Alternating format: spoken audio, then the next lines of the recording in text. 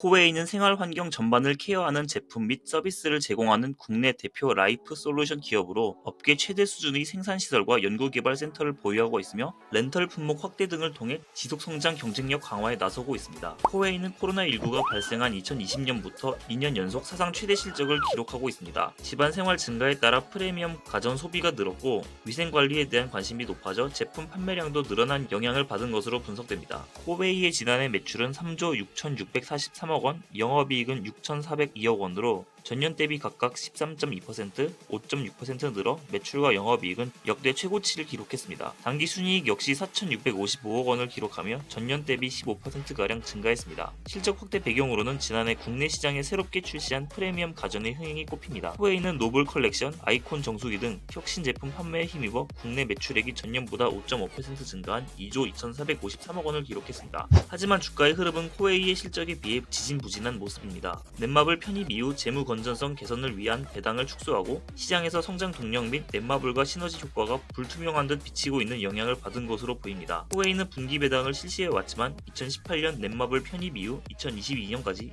연 1회 기말 배당만 실시한다고 밝힌 바 있습니다. 또 2018년 2,598억 원이었던 현금 배당금 총액은 2019년 1,733억 원, 2020년 870원까지 줄었습니다. 지난해 최대 실적에 힘입어 배당 총액을 906억 원으로 늘렸지만 2019년과 비교하면 47.7% 줄었고 배당 수익률은 1%대에 그칩니다. 코웨이의 주가는 지난 5월 3일 종가 기준 69,500원으로 코로나19 여파로 국내 증시가 좋지 않았던 2020년 3월 23일 48,250원을 기록했던 것과 비교하면 40%가량 오른 수준입니다. 그러나 지난해 7월 26일 87,600원을 기록한 이후 주가는 하향 곡선을 그리고 있는데요. 그나마 다행인 점은 지난달 20일 66,400원의 주가를 기록한 이후 주가 상승 전환에 성공 7만원대를 돌파했다는 점입니다. 지난해 역대 최고 실적을 기록한 것과 함께 엔데믹 이후 가전 렌탈 시장 확대 등이 예상되는 만큼 올해도 실적 확대가 계속될 것이란 점이 부각되고 있기 때문인데요. 후웨이도 이 같은 점에 주목 프라임 매장 확대에 나서는 등 매출 확대를 위한 공격 투자를 진행하고 있습니다. 전문가들은 실적과 향후 성장성 등을 고려하면 코웨이가 시장에서 저평가돼 있다는 분석을 내놓고 있습니다. 국내외의 매출 성장세와 안정적인 현금 창출 능력 등을 감안하면 상당히 매력적인 종목이라는 평가를 내렸는데요. 이진협 유한타 증권 애널리스트는